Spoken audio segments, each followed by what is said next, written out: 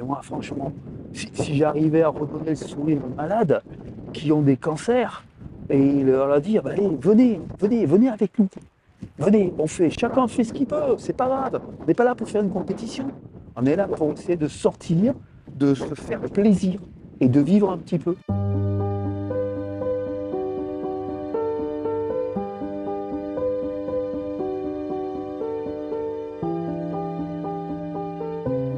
Paradoxalement, j'ai été un petit peu soulagé parce qu'en fin de compte, ça faisait tellement d'années que j'avais des problèmes et on n'arrivait pas à mettre le doigt dessus. On a vraiment fait comprendre que c'était un cancer. Voilà, ça allait certainement être un cancer. J'étais quand même un petit peu presque soulagé parce que je disais, enfin, je vais savoir ce que c'est. Et enfin, ça va être pris en charge, quoi.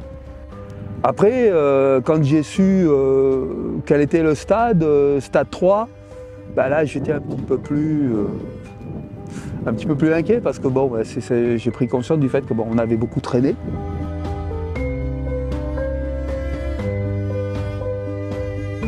Voilà, les chimios, bah, tu les supportes plus. Et puis la fois d'après, on t'hospitalise. On te dit pour la chimio suivante, on va carrément t'hospitaliser, comme ça on peut te contrôler, on peut te surveiller constamment. Et là, ben, on te dit, bon, ben, tu sais quoi, la chimio, on va même pas te la faire comme les autres fois, parce que bon, la molécule, c'est plus la peine, ton corps ne la supporte plus. Là, tu comprends que bon, ben, c'est bon, tu seras jamais guéri, quoi. Tu vas passer en soins palliatifs. Donc on te réexplique, voilà, c'est un palliatif, c'est pas la fin de vie. Soins palliatifs, on va essayer, c'est une négociation entre le malade et le soignant. Et tu vas essayer de trouver un bon équilibre avec eux pour te maintenir le plus longtemps possible dans les meilleures conditions possibles. Je pense que le fait d'exorciser les mots, d'exorciser les situations, ça aide. Moi, j'ai aucune gêne à parler de la maladie, même la fin de vie. Ça sert à quoi d'avoir de la gêne, de se mettre mal à l'aise tout seul? Non, il faut pouvoir parler librement. Et de toute façon, on se rend compte aussi que pour l'entourage, c'est hyper important. Je sais que c'est beaucoup plus confortable pour mon entourage, mon épouse, mes enfants, la famille, de pouvoir discuter de manière libre, ouverte avec eux. Même si le papa, il a tendance à toujours édulcorer un petit peu avec les enfants, j'ai fait rencontrer, mes enfants ont rencontré l'oncologue. Ils ont pu discuter entre eux, ils ont vu que bon, c'est vrai que par moments j'avais tendance à un petit peu à arrondir les angles, mais le fond y était. C'est quand même plus confortable pour la famille et même pour le malade.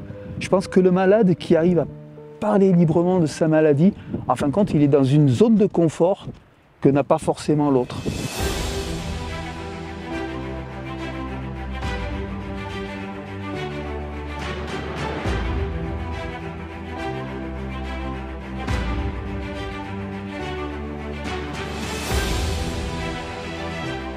Vanessa, c'est donc une infirmière, sportive de très haut niveau, recordwoman sur le Kilimandjaro. Elle a fait l'aller-retour en 11h33. Hein. Elle a même déjà sauvé la vie de l'un de ses guides hein, sur une ascension où elle tentait le record.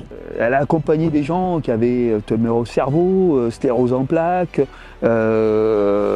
exosquelette. Elle a amené quelqu'un qui avait un exosquelette. Alors, la décision, ça s'est passé très vite. En 2 jours, on était d'accord avec Vanessa pour dire, allez, on le fait. On le fait. Dès que je l'ai dit à mon fils a dit, allez, je viens.